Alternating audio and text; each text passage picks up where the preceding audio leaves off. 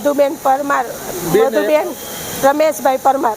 બેન, એક ગઈકાલે બનાવ બન્યો છે સળગાવવાનો, શું સમગ્ર વિગત? મારી વાત હાલતી હતી જે છોકરા રે અને 1000 રૂપિયા લીધો તો મેં એને ના પાડી દીધી.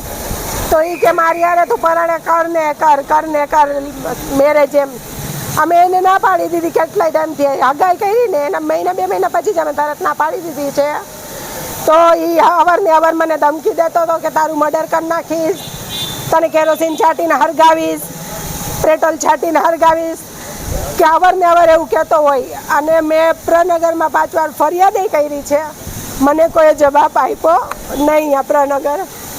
એટલે મેં સાહેબોને રિક્વેસ્ટ કરીને કીધું કે સાહેબ તમારી મહેરબાની, આ છોકરો મને હેરાન કરે છે, તમે કાંઈ કરો. એમ કે છે કે છરી લઈને મર્ડર કરી નાખીશ, પેટ્રોલ છાંટીશ. મને કેટલી વાર હેરાન કરી ચૂક્યો છે. વાત જાદી, એકવાર મારા કપડાં પણ ફાડી નાખ્યા હતા. ત્યારે મેં ફરિયાદ કરી છે પણ કોઈએ મને જવાબ આપ્યો નથી. અત્યારે કાલ રાતે મારા ઘરમાં એવો બનાવ બન્યો છે કે પહેલાં મારી ડેલી ખખડાવી ગયો, ડેલી ખખડાવીને પેટ્રોલ છાંટ્યું ને મારા મમ્મીની હાલત અત્યારે બહુ પણ 100%માંથી 50% દાજી ગઈ છે. બહુ મારી તબિયત ખરાબ છે મારા મમ્મીની. અને એવી વિનંતી કે કોઈને ફિલોસોફી કરવાની મારી સાથે જરૂર છે નહીં. ફિલોસોફી કરતા હોય તો મહેરબાની બધાને કહી દઉં છું, વિડીયો ઉતારતા નહીં.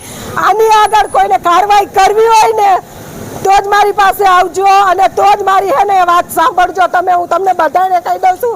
આગળ કઈ કમિશનર પાસે શું માંગણી? મારી માંગણી છે કે આને સજા પડવી જ જોઈએ, કે કોઈ દી બીજી છોકરી આવે કે કોઈ આવો બનાવ બને નહીં. તમે હાલ પોલીસ ફરિયાદ એના ઉપર કરેલી છે? હા, હાલમાં ફરિયાદ મેં થોડાક દી પહેલા 5 દી પહેલા કરેલી છે.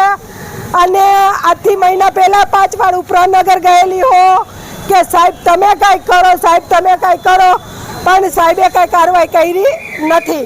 એટલે હું કહી દઉં છું, ફિલોસોફી કોઈ મારી યારે કરતા નહીં. આની વાહે કાંઈ તમારે આગળ કાર્યવાહી કરવી હોય ને તો જ બધા કેમેરાવાળા